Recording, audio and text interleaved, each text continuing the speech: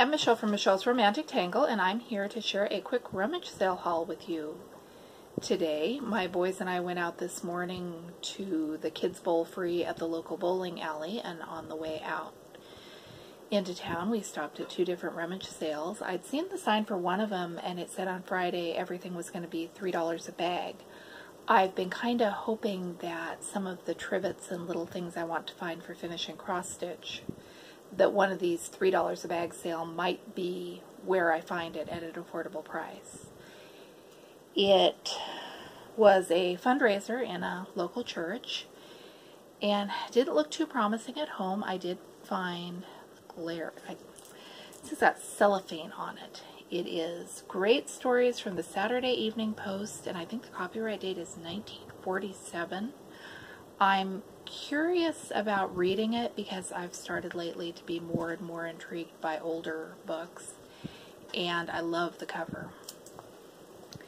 I also picked up this one, A Lantern in Her Hand. I can't even figure out from the back quite what this book is about. It is Abby Deal bought a log cabin in Iowa, rode the covered wagon trail to Nebraska as a young bride, something about sod hut on the prairies, and raising a large family, and inspiring and loving her husband through the heartbreaking struggle of pioneer days. It says it's sold out 78 printings, so that makes me think maybe I should have heard of this, but I haven't, and I love the cover. I love these old books with the size and the cover and everything, and I keep thinking back to when I was a kid going to the YMCA book sale, and there were so many of them 40 years ago. They're harder to find now, so when I do find one for dirt cheap, I pick it up. Also picked up, what is it, The Way Things Work. I didn't look to see what the publication date is. 1988, so some of it probably works the way it did, and some of them it probably doesn't, so I'll flip through it. It's something I thought the boys would like. I got a couple of hunks of fabric that are this fake applique that I thought was cute. It's probably a vintage poly blend. Could be a project bag, I don't know. I found a pillowcase with some cute lace trim. I've been making library book bags out of old pillowcases, and I thought the lace would be good for that, and the white would be a lining. I found, it is an embroidered tablecloth, and it photographs better than it looks in real life.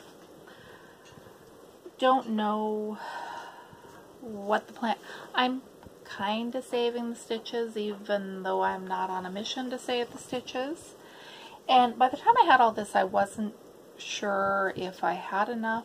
My bag wasn't very full, and it was $3 a bag, and I was kind of wavering back and forth on whether I had $3 worth of stuff. Then I found a whole huge stack of nice cloth napkins.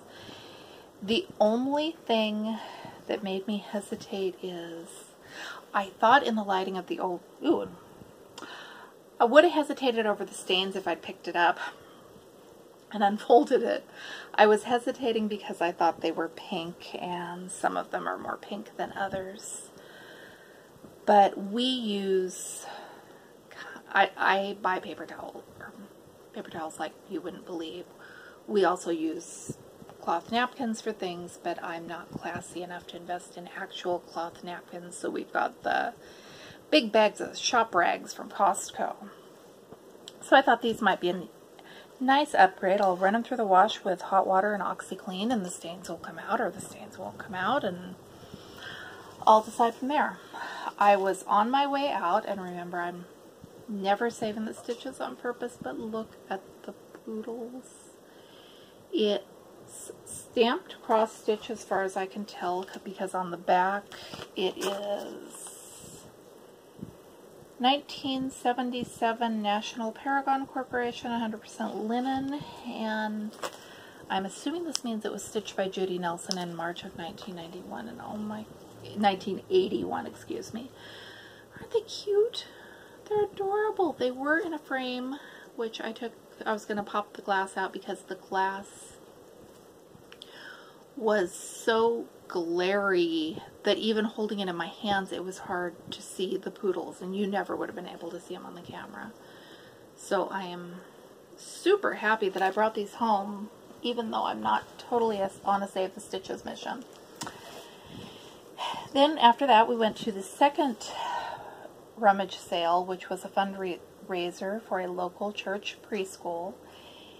Their pricing was a bit frustrating because it was pay what you think it's worth. I don't know how you're supposed to figure out in a context like that what you think it's worth. The first thing I found was this Dimensions Counter Cross Stitch Stocking Kit. It's still sealed. It's got a price tag from somebody else's garage sale, so obviously someone at one point, the original store, thought it was worth $18.99, and then someone tried to sell it for $3 and couldn't. So what do you do with that? Then the next thing I found was this. It's printed, it's a bedspread, it's got fringe, it's big.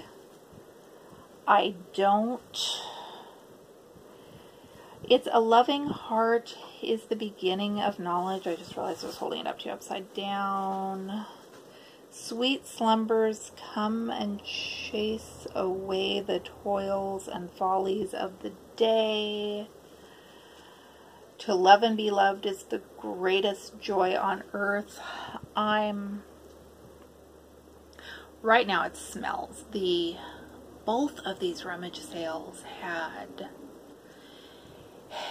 it's a smell and I know it and I can't place it and I don't like it. I did not realize till I got it home that this smelled as badly of it as it does. I kind of wonder when I've seen people say online that they can smell thrift shop clothing from a mile away if this is the smell they mean, because I've smelled this at estate sales and Rummage sales. I've not smelled it in thrift shops, at least not where I'm from.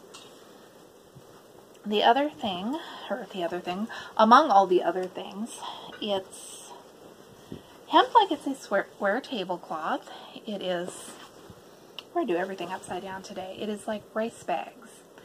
And what puzzles me to no end, take a look at my rice bags here.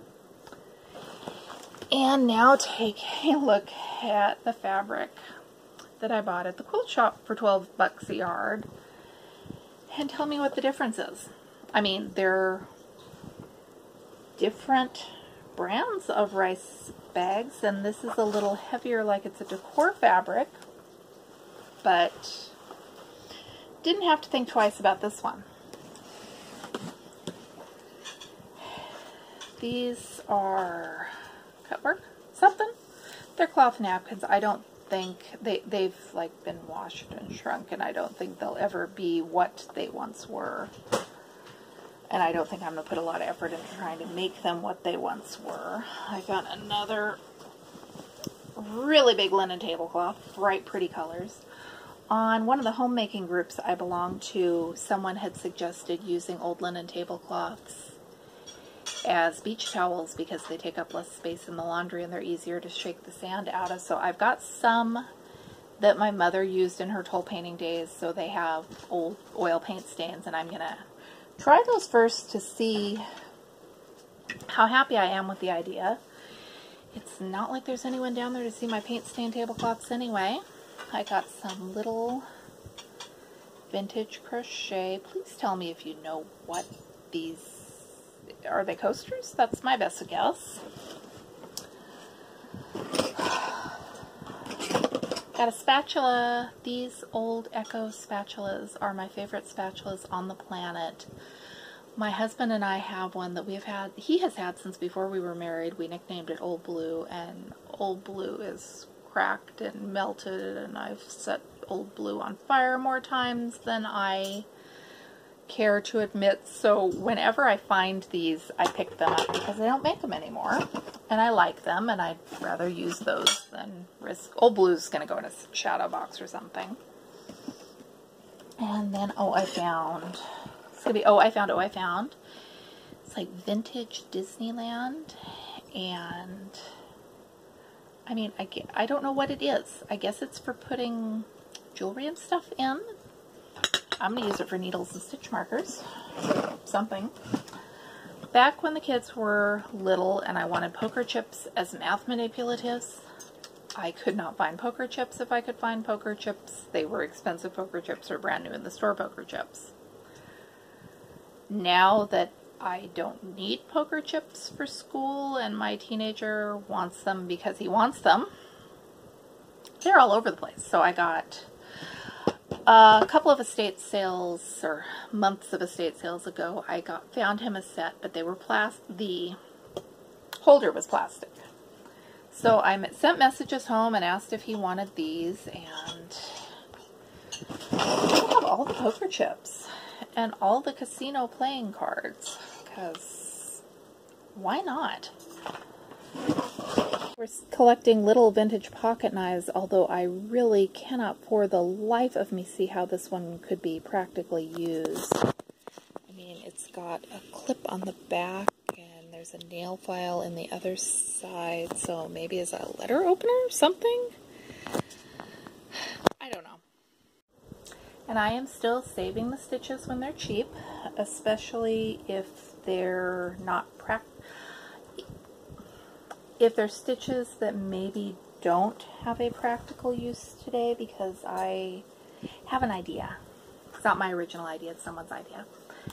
And then they had old little golden books that, yeah, they've got that smell. So we are going to put these out in the sunshine and hope for the best. I don't know if I'm I keep watching everybody's junk journaling videos and wanting to junk journal because it looks fun. And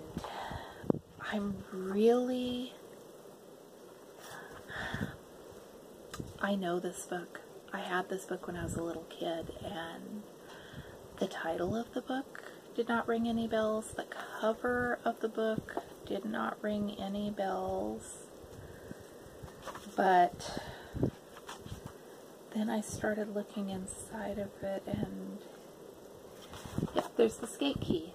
I remember being little and not knowing what a skate key was, and my mother not really being able to explain what a skate key was, because I'm not sure she knew what a skate key was. What's a skate key?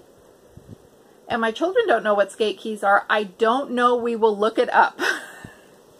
I don't know. Do you know what a skate key is? Because if you know what we'll look it up while this is uploading, but if you know what a skate key is, just tell me that you know what a skate key is and solve the mystery for me, because it seems like something from old movies that maybe nobody knows anymore except grandmas. And last but not least is this thing. We were at a creepy estate sale several years back, and when I say it was a creepy estate sale, it was in an old trailer house. They had all of like a history of computers and game consoles and electronics and cameras, and then the hillside next to it, somebody had dumped lots of cribs down into this ravine, and by lots, maybe it was only 5 or 6. When I looked, it seemed like lots. And I couldn't get a picture of it without the people hosting the sale seeing me taking the picture. But one of the weirdest, they had the computers, the game consoles, and lots of Christmas ornaments. And among the Christmas ornaments, they had a Solo Cup disco ball. I did not know that Solo Cup disco balls were a thing, but I posted about it online later, and apparently they are a thing. And my sons really kind of were fascinated by it. So in the free box at the church was a solo cup disco ball. And I do not think that this thing is going to be in our house for very long because I'm a little bit afraid of it. I mean, I looked at the wiring and it all looks relatively new and as safe as most Christmas tree lights are going to be. So that was our adventure this morning. Watching and letting me share all of my finds with you. I'm always a little bit giddy when I find vintage stitchery like this and it's at a price point that I can actually bring it home with me.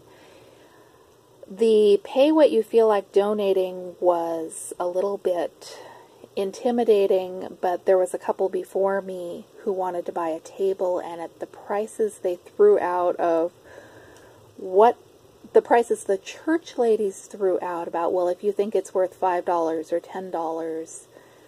So basically I took what I wanted to pay and doubled it, and I still think I came out okay.